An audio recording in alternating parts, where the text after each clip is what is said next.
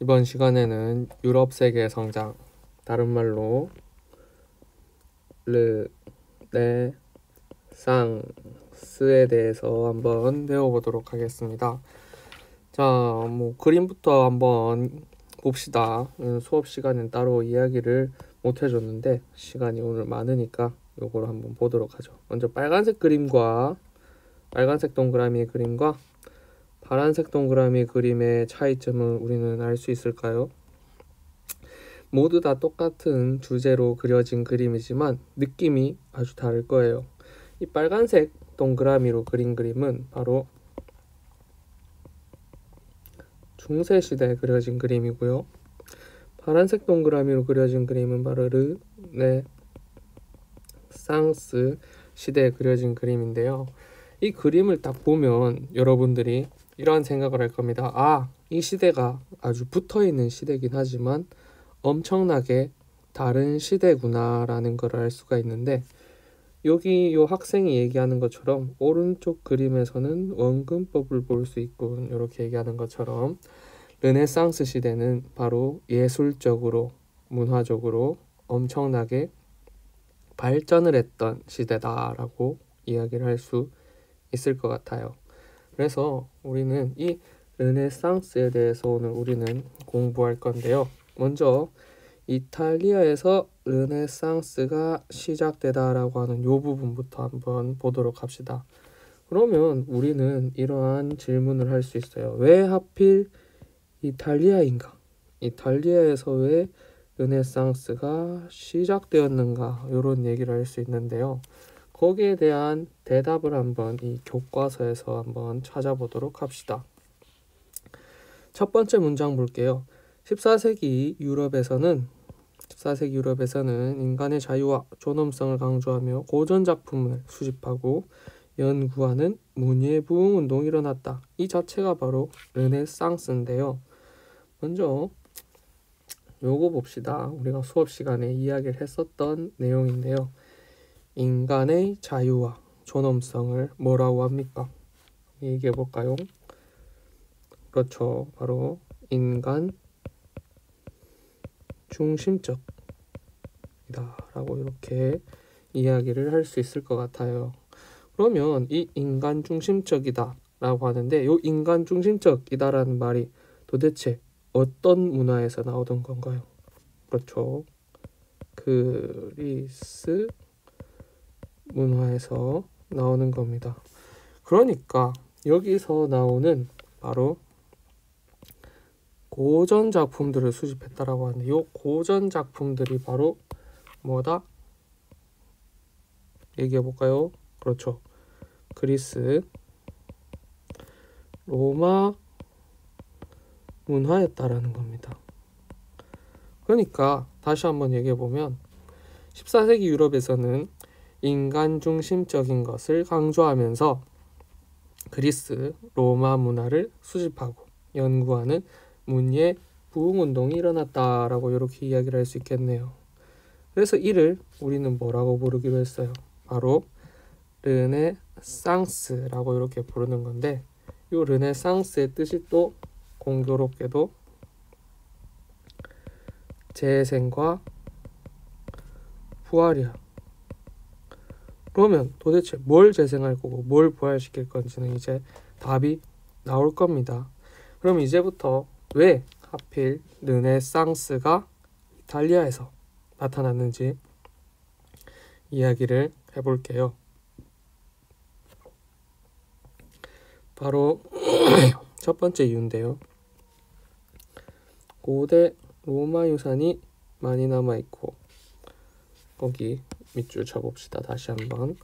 고대 로마 유산이 많이 남아있다 라는 거야. 쉽게 말해서 고전 작품들을 쉽게 수집할 수 있었던 겁니다. 그리고 번호 매겨볼게요.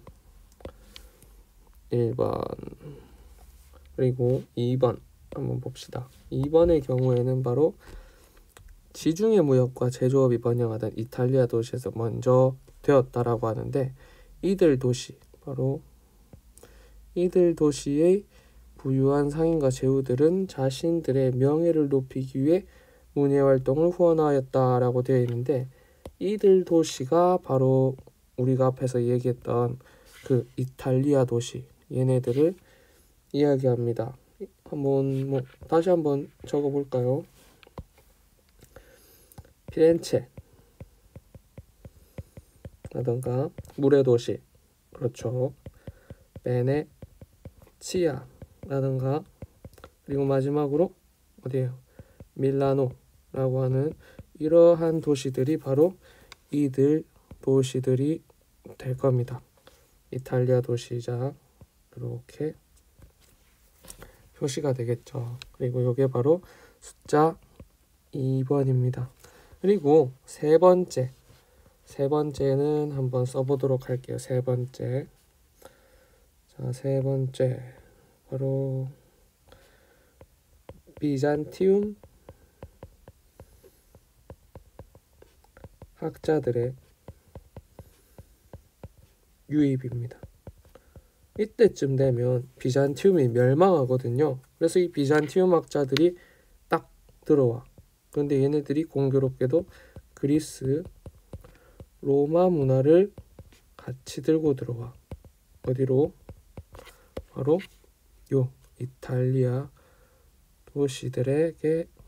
도시들로 요걸 딱 들고 온단 말이에요. 그래서 이 1번, 2번, 3번과 같은 이러한 이유들로 인해서 바로 르네상스가 시작됩니다. 그리고 제가 수업 시간에 말씀드렸다시피 이 르네상스는 두 가지가 있어요. 바로 이탈리아 르네상스와 다음에 또 알프스 이북의 르네상스가 있다라고 말씀드렸습니다. 그래서 요거를 중점적으로 한번 비교를 해보면서 이 작품들도 한번 외워보고 공부하는 시간을 한번 가져보도록 할게요. 먼저 이탈리아 학자들은 여기서부터 밑줄을 한번 쳐보도록 하죠. 자, 이탈리아 학자. 자, 이탈리아 학자를 여러분들 어떻게 받아들이냐면 그냥 이탈리아 르네상스다 라고 얘기를 해도 돼요. 읽어볼게요. 교회의 전통적인 교리와 신중심의 세계관에서 벗어나. 이 말이 바로 뭐냐면 이 말이 교회의 전통적인 교리와 신중심의 세계관에서 벗어나. 신중심의 세계관. 자, 이러한 세계관은 바로 어떤 시대의 세계관일까요? 바로 중세의 세계관이었어요. 그런데 이러한 중세의 신중심이었던 중세의 세계관에서 바로 어디로? 인간의 개성과 능력을 존중하였다라고 되어 있죠. 수업 시간에 기억나시는지 모르겠지만 이 인간의 개성과 능력을 존중하였다는 거를 똑같은 말로 인간 중심적이다 라고 이야기를 할 수 있을 겁니다. 그리고 이러한 것들은 바로 문학과 미술 분야에서 엄청나게 두드러졌다라고 하죠. 먼저 문학 한번 보도록 할게요. 문학 같은 경우에는 페트라르카라고 하는 사람이 서정시를 썼다라고 해요. 서정시. 자신의 감정을 노래하는 서정시를 썼다라고 하는데 이 서정시의 이름이 바로 칸초 니에레라고 하는 시를 썼다라고 합니다. 외우실 필요는 없어요. 따로 그냥 제가 쓰는 겁니다. 그리고 두 번째 보카치오라고 하는 아저씨는 데카메론이라고 하는 건데요. 이거는 우리나라 말로 번역을 해보면 10가지 이야기라는 뜻을 갖고 있다라고 합니다. 10가지 이야기라고 하는 그런 그림들. 그리고 한번 봅시다. 그 다음에 미술 분야에서는 미술 분야에서는 레오나르도 다빈치, 미켈란젤로, 보티첼리 등이 균형 잡힌 인체의 아름다움을 사실적으로 묘사하였다. 그렇죠. 이러한 얘기가 있습니다. 밑줄을 그어볼게요. 다시. 자, 그래서 한번 보면 여기 첫 번째 모나리자라고 하는 부분이 있습니다. 모나리자, 눈썹 없는 아주머니죠. 언인지 누님인지는 잘 모르겠지만 눈썹 없는 아주머니, 바로 다빈치가 그렸습니다. 다빈치. 그리고 여기 옆에 다비드상이 있습니다. 다비드상. 그리고 여러 가지 뭐 딴 것도 한번 더 얘기를 해보면, 보티첼리 같은 경우에는요, 한번 보도록 합시다. 인터넷을 한번 띄워보도록 할게요.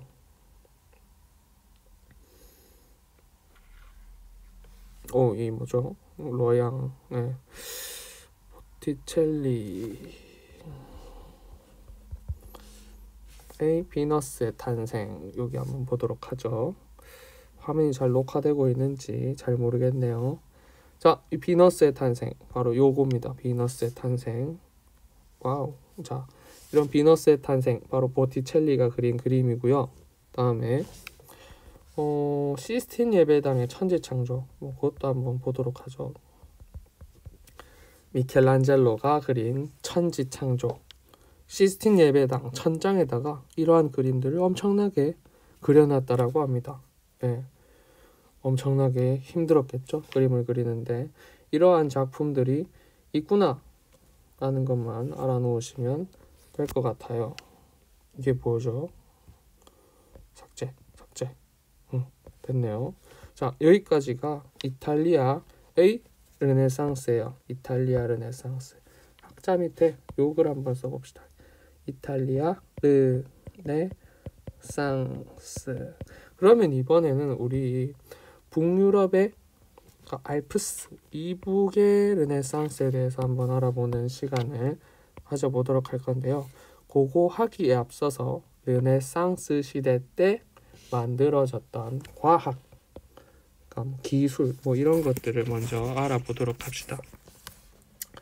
자, 밑줄 한번 쳐볼게요. 르네상스 시기에는 세계와 자연이 새로운 관심이 대상이 되면서 과학과 기술이 발달하였다라고 되어 있습니다.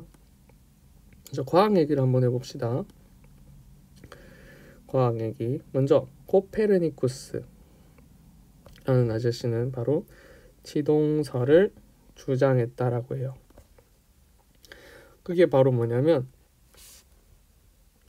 태양이 중심에 있고, 우리가 지금 보편적으로 알고 있는 내용입니다. 이렇게 태양이 이렇게 있고, 이 태양을 주변을 뱅글뱅글 도는 게 바로 뭐다? 이게 바로 지구야, 지구. 이게 이렇게 원형으로, 다원형으로 이렇게 빙글빙글 돌고 있다라는 겁니다. 이렇게 지구가 이렇게 뱅글뱅글 돌고 있는 거예요. 이러한 형태로 돌고 있는 요 자체를 바로 우리는 뭐라고 얘기를 하냐면 지동설이라고 이렇게 얘기를 해. 코페르니쿠스가 처음으로 주장을 하는데요. 그리고 또 그 옆에 갈릴레이라고 하는 친구는요, 르네상스 이후의 사람입니다. 이 친구는 바로 망원경을 통해 망원경으로 지동설을 증명해내요. 망원경을 만들어서 하늘을 한번 딱 바라보니까 진짜로 코페르니쿠스 말이 맞았던 거야. 그래서 이거를 다시 한번 증명해냅니다. 후에. 그리고 그 옆에 봅니다. 구텐베르크는 활판 인쇄술을 발명하여 르네상스 정신을 전파하였다 라고 되어 있는데요. 이 부분 한번 봅시다. 구텐베르크라는 아저씨가 활판 인쇄술을 만들어서 르네상스 정신을 전파하였다 라고 되어 있는데, 이 말이 도대체 뭐냐 라고 하냐면, 바로 이 말은 알프스 이북의 르네상스를 의미하고요. 그리고 또 더해서는 뭘 얘기를 하냐면 종교개혁을 이야기도 합니다. 알겠습니까? 그렇지만 우리 수준에서는 딱 여기까지만, 알프스 이북의 르네상스 요 정도까지만 알아놓도록 합시다. 자, 밑줄 칩니다. 르네상스는 16세기에 들어서 알프스 이북의 유럽으로 퍼져나갔다. 이 말이 바로 뭐야? 바로 누구 덕분에? 구텐베르크의 활판 인쇄술 덕분에 이러한 현상이 벌어졌다라는 겁니다. 자, 북유럽 르네상스에서는, 북유럽 르네상스, 알프스 이북의 르네상스죠. 북유럽 르네상스의 특징을 한번 봅시다. 북유럽에서는 이탈리아와 달리, 자, 타락한 사회와 교회를 비판한다랍니다. 비판. 이런 성격이 아주 강했다 그래요. 바로 비판하는 성격인데요. 비판하는 성격. 어떠한 작품들이 있는지 한번 알아보도록 합시다. 먼저 영국의 토마스 모어는 유토피아에서 영국의 현실을 비판했대요. 뭐라고? 비판했다고. 또 비판 나오죠. 비판. 줄을 한번 이어볼까요? 비판했대요. 그리고 또 네덜란드의 에라스미스는 우신예찬에서 교황과 성직자의 타락을 또 비판했대요. 또 비판했다라네요. 자, 그러니까 다시 한번 우리가 확인을 할 수가 있죠. 알프스 이북의 르네상스는 바로 뭐 하는 거다? 뭔가를 비판하는 겁니다. 비판. 이렇게 비판하는 성격이 아주 강했다 그래요. 그리고 이와 같은 이러한 비판하는 마인드는요, 바로 북유럽 르네상스는 종교개혁에 영향을 끼치게 됩니다. 뭘 비판하니까? 바로 성직자, 교황과 성직자의 타락을 비판하기 때문에 이게 바로 북유럽 르네상스가 종교개혁에 영향을 끼칠 수 있었다라는 거야. 우리가 이런 생각을 할 수가 있어. 너무 작품이 많아. 알프스 밑에 있는 이탈리아 르네상스도 작품이 이 정도나 되고, 여기도 작품이 이렇게 많아. 유토피아라든가 우신예찬. 여러분들이 하나 팁을 드리자면, 일단은 르네상스 작품을 눈에 익혀놔. 그리고 나머지 요 두 개, 일단 요 두 개만 외우는 거야.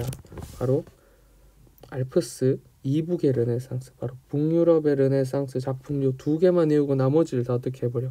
바로 이탈리아 르네상스로 다 밀어버리는 겁니다. 알겠죠? 자, 다음 종교개혁을 시작하다라고 되어 있는데요. 바로 루터, 종교개혁을 시작하다라고 되어 있는 이 종교개혁 부분을 한번 해보도록 하겠습니다. 자, 읽으면서 밑줄을 한번 그어보도록 할게요. 중세말 교황과 성직자들의 부패와 사치가 심해지면서 교회의 권위는 실추되었다라고 되어 있습니다. 바로 부패와 사치가 가장 거리가 멀어야 될 사람들이 엄청나게 가까워져 있으니까 교회가 막 성스러워 보이지 않고 위대해 보이지 않는 거야. 그래서 이러한 상황 속에서 뭐 이렇게 얘기가 나오죠. 그렇지만 한술 더 떠서 교황 레오 10세가 이런 일을 저지릅니다. 성 베드로 성당을 수리하기 위해 독일에서 면벌부 판매를 해. 면벌부 판매. 이 면벌부가 바로 어떤 거냐면, 우리가 죄를 지었잖아요. 죄를 지으면 그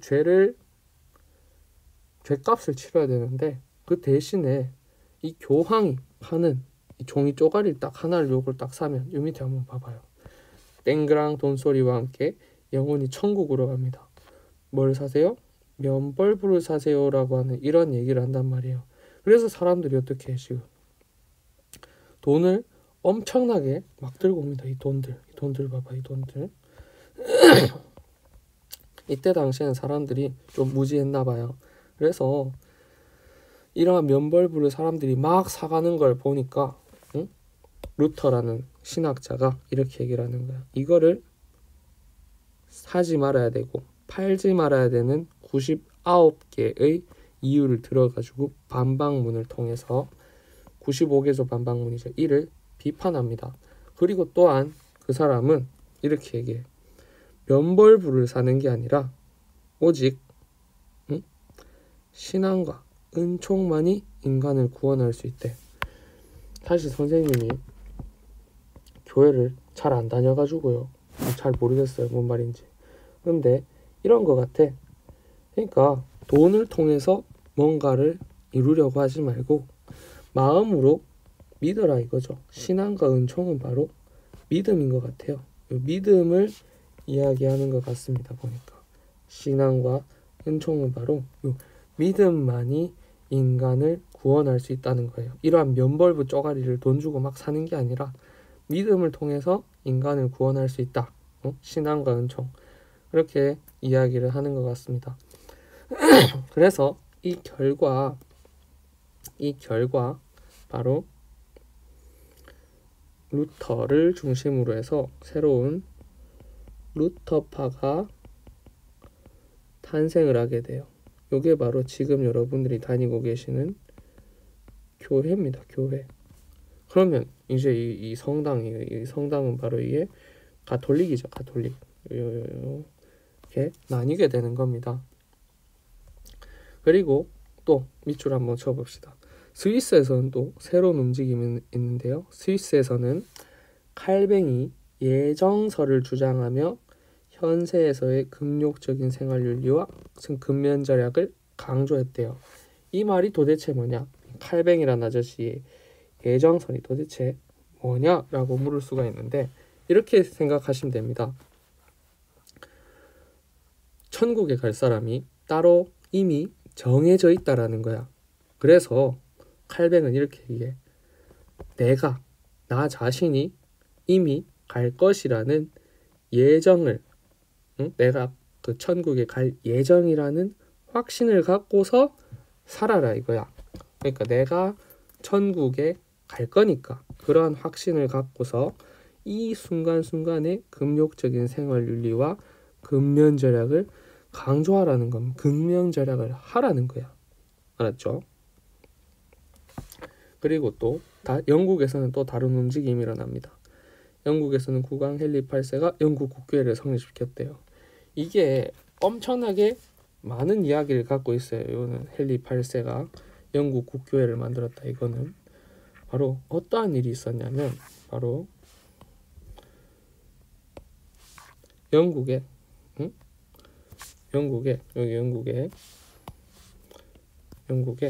바로 헨리 8세가 있었어. 근데 헨리 8세가 캐서린이랑 결혼을 했는데 얘가 알고 보니까 여기 공주, 에스파나 공주. 근데 이 둘 자식이 없어. 아들이 없단 말이야. 그래가지고 이 남편이 나돌아댕겨. 그래가지고 이게 새로운 사랑을 찾는데 그게 바로 앤 불리니어. 얘랑 결혼을 하려고 하니까 누구의 허락이 필요하냐면 교황의 허락이 필요해. 그런데 교황이 허락을 안 해. 그러니까 이 헨리 8세가 어떻게 해야 돼? 그냥 자기가 그냥 종교 하나 만드는 거예요. 무슨 종교? 바로 영국 국교회 이거 만들어 버리는 겁니다. 그래서 어떻게 할까? 캐서린이랑 이혼하고 얘랑 결혼하는 겁니다. 그리고 낳은 자식이 바로 엘리자베스. 그렇단 말이야. 그래서 이러한 움직임들이 엄청나게 많이 일어났어. 그러니까 지금 종교가 몇 개가 생겨난 거야. 엄청나게 막 많이 생겨난단 말이야. 그래서 가톨릭은 여러분들 그 멀쩡하게 있던 가톨릭은 이제 우리가 너무 썩었나 싶어서 교회 개혁도 하고 신교회 확산도 막고자 열심히 활동도 합니다. 그렇지만 엄청나게 많은 종교들이 생겨나면서 갈등이 생겨나고 그리고 결국에 종교 전쟁까지 일어나는 거야. 종교가 워낙 많아지다 보니까 그 사람들 간의 의견 충돌이 엄청나게 많이 일어났겠죠. 그래서 이러한 종교 전쟁까지도 일어날 수밖에 없었다라는 겁니다. 그리고 여기 볼까요? 밑에 요거 그림은 설명을 해드렸는데요. 바로 95개조의 반박문, 바로 무슨 사건에 대한, 바로 레오 10세의 면벌부 판매에 대한 반발로 뭘 하는 거야? 응? 95개조의 반박문, 요렇게 응? 이렇게 나오는 거죠. 자, 오늘 여기 한 2페이지 정도 이야기를 해봤는데, 다음 시간에는 뭘 할 거냐면 신앙로 개척에 대해서 할 겁니다. 오늘 수고 많으셨습니다.